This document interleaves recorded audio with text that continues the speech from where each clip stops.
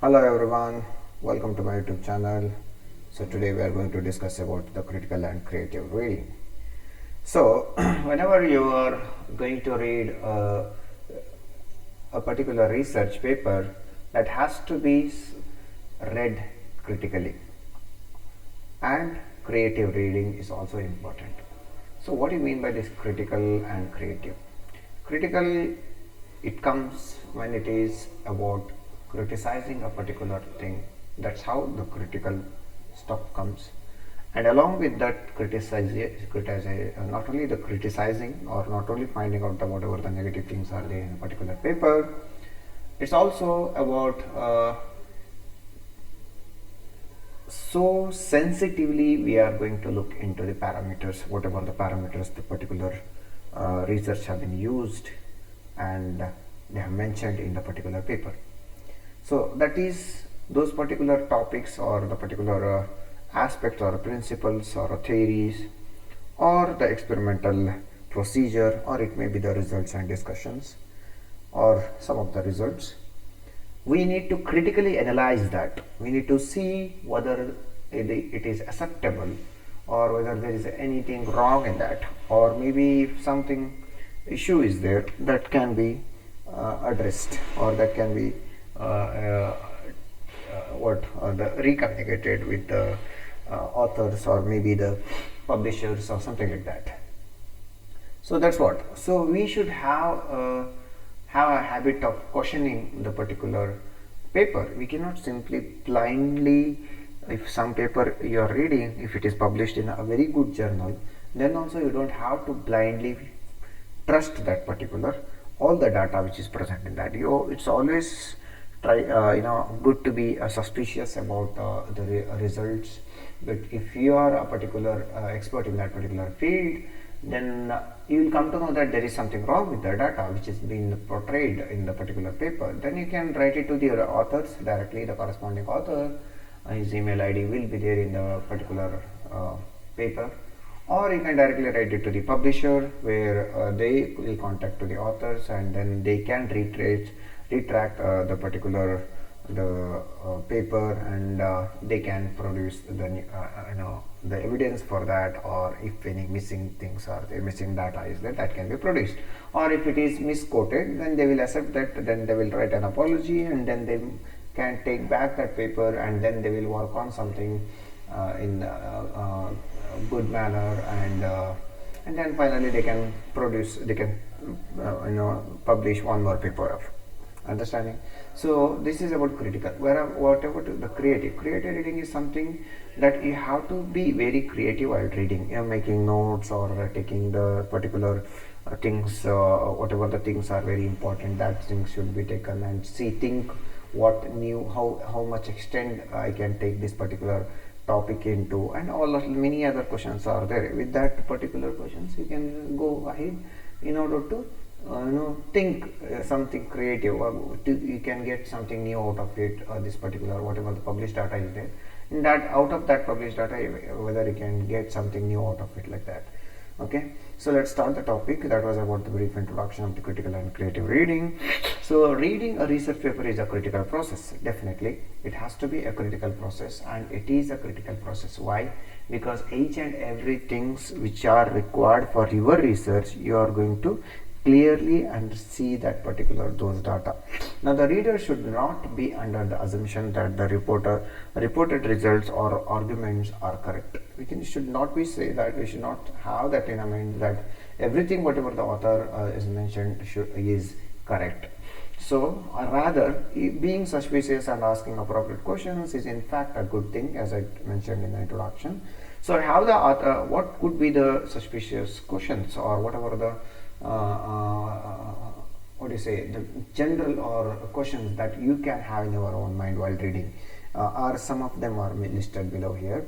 So how the authors attempted to solve the right problem, that means whether the problem which they have taken into consideration in order to solve, whether that problem is really existing, or whether that is a right problem, or maybe in while identifying the problem itself only they might have made a mistakes. That also can be one of the thing.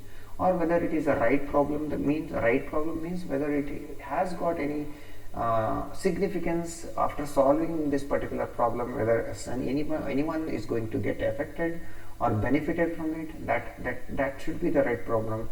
So that need to be what critically evaluated among the while doing the review of literature.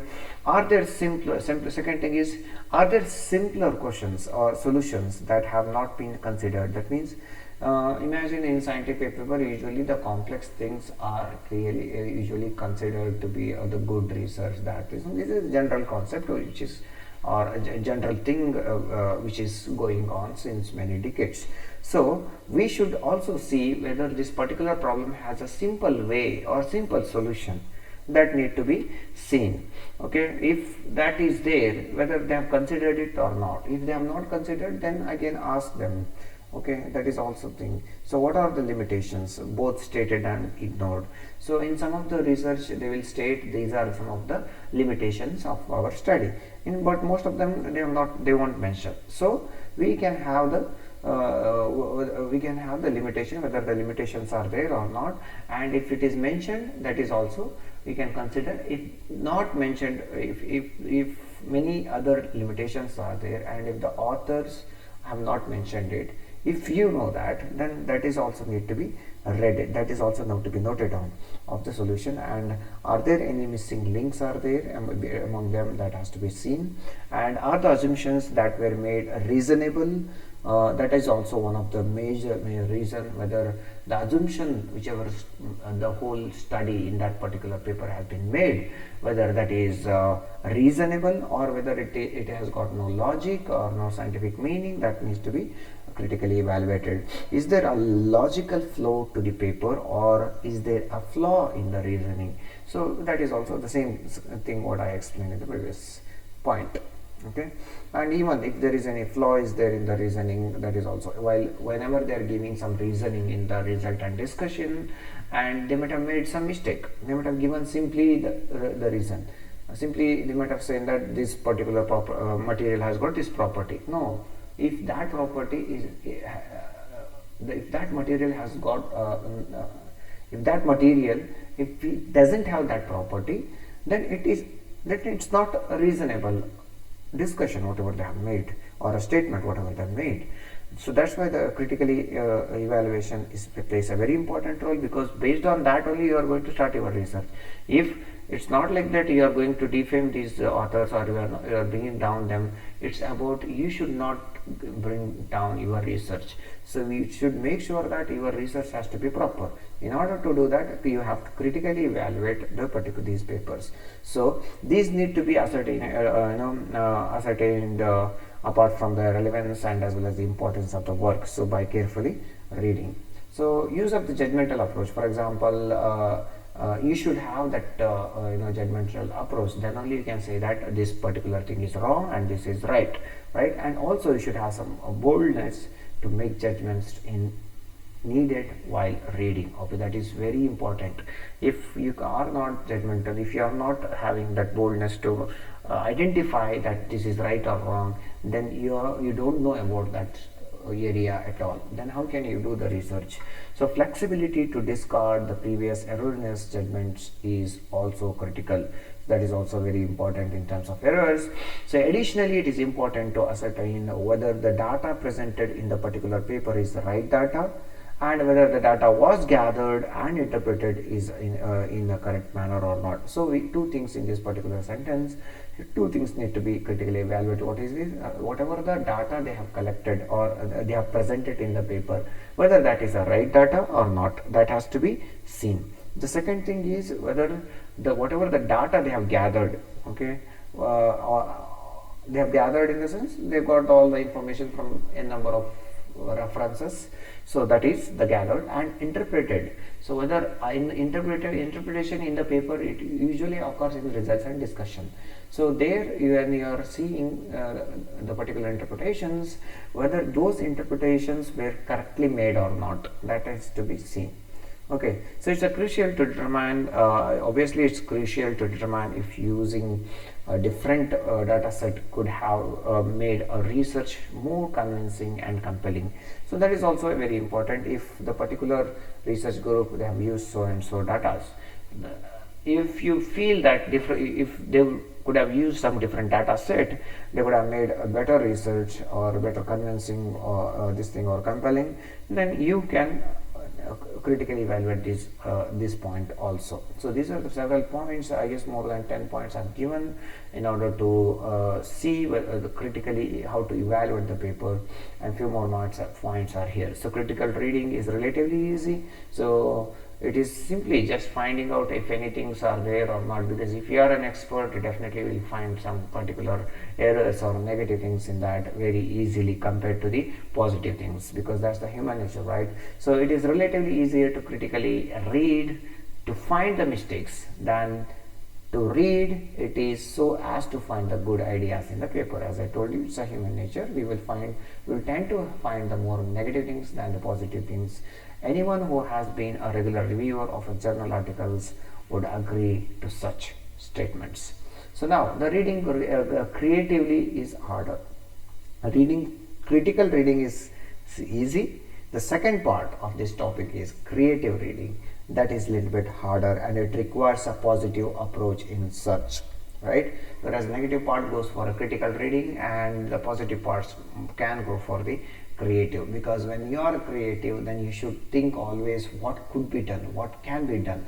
All those things will come into picture, and those are nothing but creative reading, and that itself is nothing but creative reading. So in creative reading, the idea is to actively look for some other applications. For example, whether this particular paper, after reading this particular paper, I can come up with some interesting generalization, or maybe I can extend this work to some other level, so that I can do some wonders out of it, so which the authors might have missed. That can be done. And are there plausible modifications that may throw up important practical challenges, whether if I modify something whatever already existing in this particular paper, and I can bring some beautiful solutions for practical challenges, whether that is they can be done, that is also can be critically evaluated in creative approach. And then to decide if you want to delve deeper into your work, that means if you want to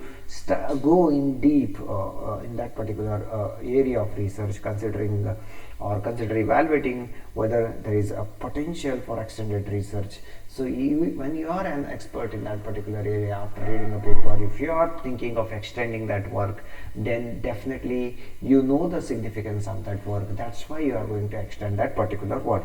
So that's how it works. Now the immediate focus should be on identifying the next aspect that warrants exploration. That means once you think like this, then in immediate your next step would be extend this particular work. So that was about the critical reading and the creative reading. So next class we will see the next topic.